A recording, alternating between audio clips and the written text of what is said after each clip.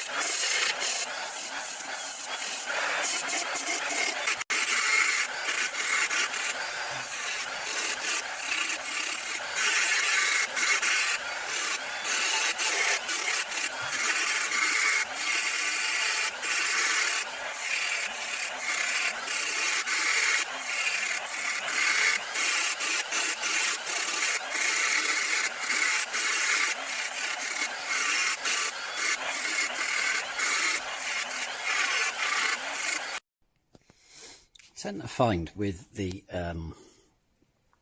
thing, what do you call it, the finger sander, it can be quite hard if you're trying to do a shitty bit of weld, and this is shitty.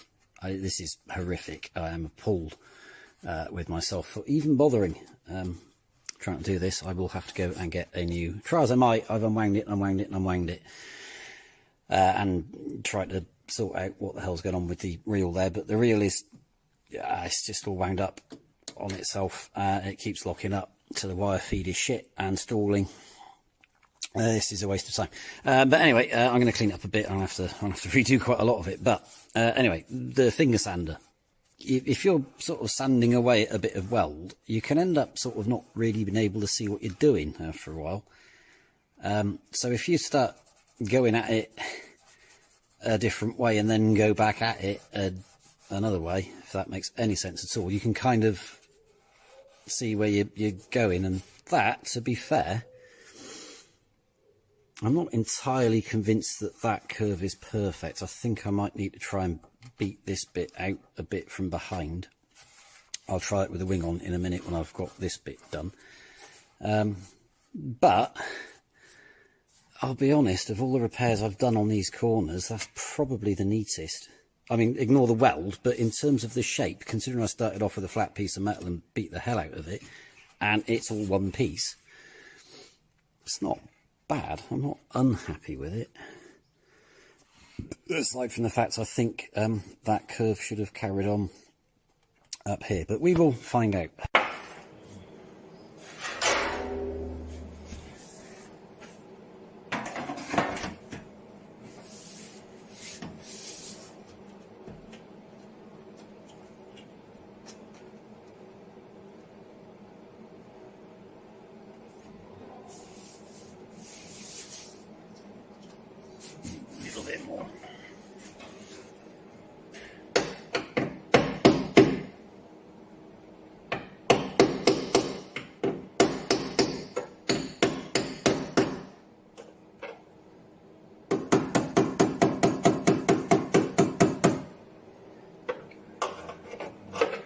A little bit of a tap there.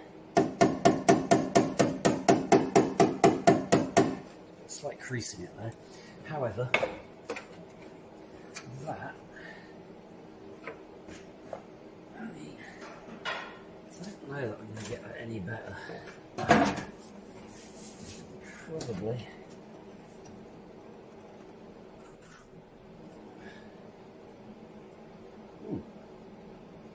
Is that a power cut?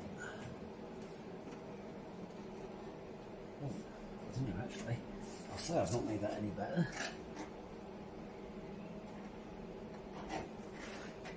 Fucking A. I mean, ignore the shit shape of it. I don't really care because you can't see it, but that bit's going to want a little bit of filler. But that, considering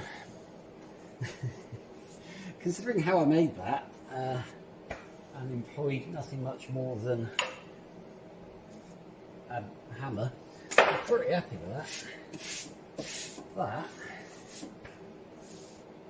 yeah, will do. Again, this is not a perfect repair. I've never been able to recreate that shape ever. But, you know, I've done worse. It's not bad. And it's my car, so it's only me that will be pissed off with it. But actually, I think... so a little, I mean, that's going to need a skimmer filler anyway, so skimmer filler, skimmer filler, skimmer filler. I've still got to finish welding up here actually. I don't know that I've got enough gas left to do that. I think I've fixed the welding wire issue. I've unwound nearly all of it and then rewound it a bit. It seems to be going a bit better now.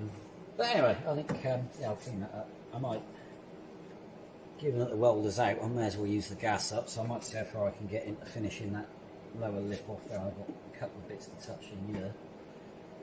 And smother it all with some Bonder primer for now. Let's see if I can blow some zinc up the hole there, just for the time being. And then that's this corner kind of done. I've got bits to do elsewhere, but that's importantly, if I get this bit done and I get the same shit done on the other side, I can overhaul the subframe, put the subframe back in with the fuel tank, the main fuel tank anyway, and then I can move the car. Might put the exhaust back on it because it would be really loud without, but anyway, the point is I'll be able to move the car, which would be ideal, because I really need to put a couple of other cars on the ramp. And you know, all of the bits at the back I can do with the subframe in, that doesn't matter, so happy days.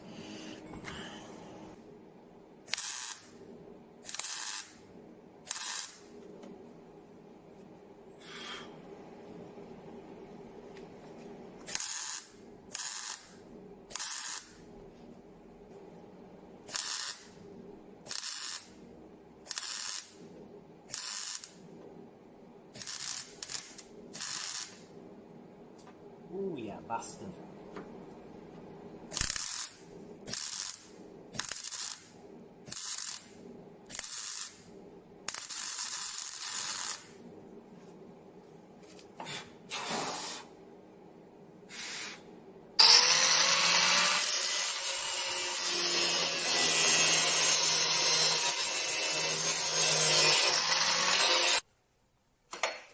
Messy it will be.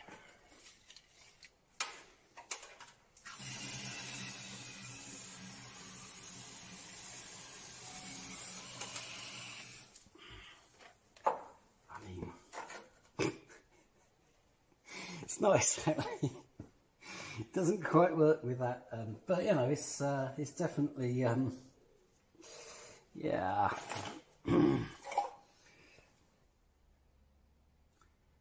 I mean, that was a bit of a fail. I don't think these are for the Dinitrol cans, and the hole was different.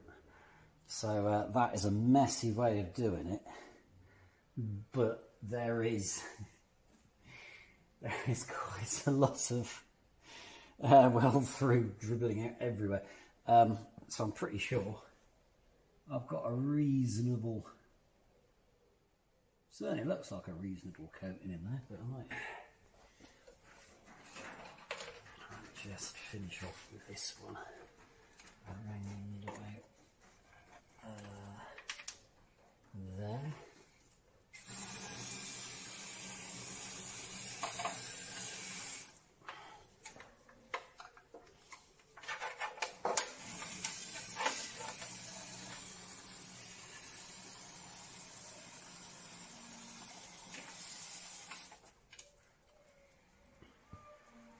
I mean, there's a lot coming out.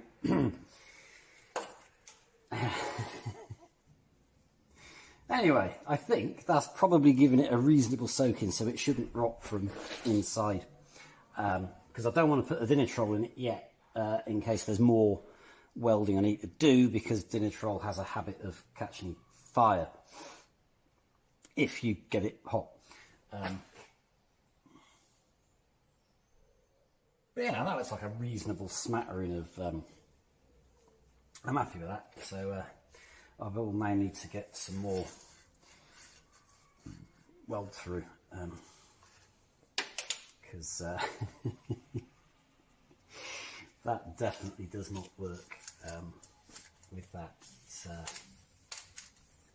Yeah, I mean that's the end of that can, so happy days.